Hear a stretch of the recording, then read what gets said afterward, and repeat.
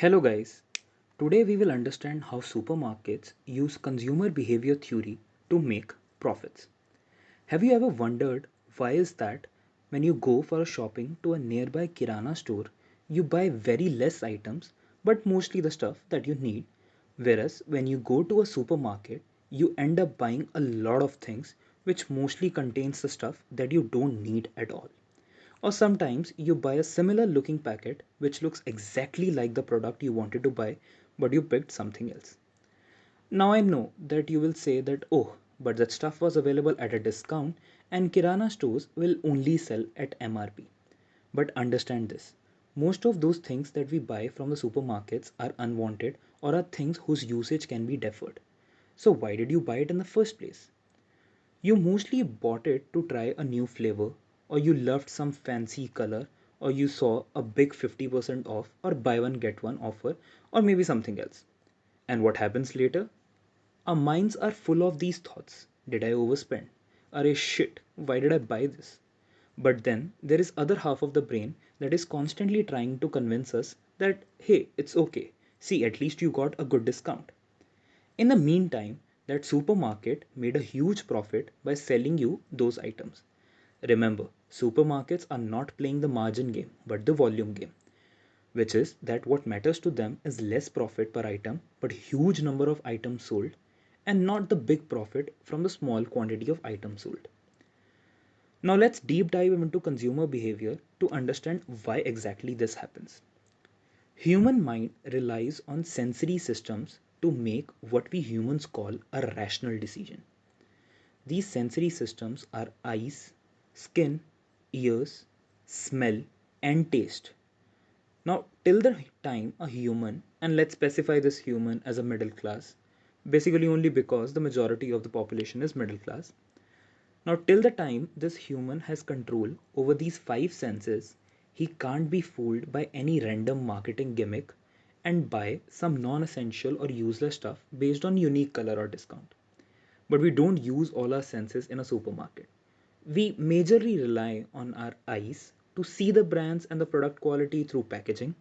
We rely on our ears to listen to our shopping partner and a bit of our brains to calculate if we are getting a good deal or not.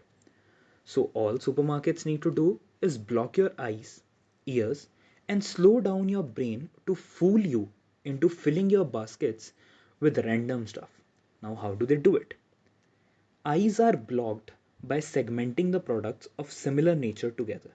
So, what you see is a 5 feet by 5 feet stand having hundreds of brands of a similar item, let's say cornflakes, with a similar color and the type of cornflakes kept together, like as you can see in the picture. Now, when your eyes see so many colors and brands getting mixed up, your brain slows down a little. To make the matter worse, there are loud announcements happening at the same time about random 50% off on some useless products.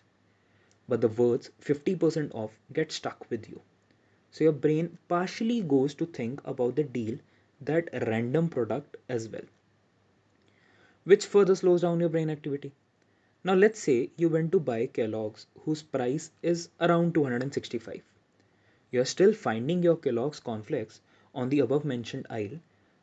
And while listening to all those announcements, seeing so many colors, let's say you found it. But what you see is a random brand cornflakes, exactly same color, exactly same pictures, almost similar packaging, but with a big 30% off discount written on it. You're getting these cornflakes at 180. What would you do? Now, most of the human brains at this time stop thinking about Kellogg's and the focus shifts to the 30% off, and you pick that random brand instead. Now, what exactly happened? You bought something you didn't need and you convinced yourself after going home that at least you got a good deal. But what exactly happened is that you stopped acting rationally and bought something that you would have never bought from a Kirana store. And supermarkets made profit by selling you this thing that you didn't need. This phenomenon, or you can call it a gimmick, works more if the place is crowded with people and two aisles are kept very close to each other. Because then you take away the space from your brain as well. You then are in a hurry so that you don't block someone's way, and your mind says to pick a product that gives you the good deal before you feel suffocated in that place. So, what's the basic funda here? The basic funda is that the more suffocated the consumer is, be it with space, color, products, loud announcements, the more is the number of useless products that that consumer will buy. Now, adding to the above gyan that we have discussed till now, you'll be surprised to know that keeping the same color, same size, and same packaging product but at a cheaper rate is not just done by supermarkets but big companies too. For example, here you can see a Reliance store doing it with Maggie, but it's a supermarket selling an in house brand, Reliance Select, basically. There are big companies who are majorly in this business only. Example, ITC Limited and Britannia. Yes, you heard it right. ITC and Britannia have long been doing this to rake up their profits. See these pictures for yourself. One is a Britannia and the other is ITC Sunfeast biscuit. Almost similar colors. See that yellow and blue marks? And wait for my personal favorite. This is Bisleri. See those four bottles depicting Bisleri, but totally different companies. That's all for my side. Do join for the more videos and Gyan.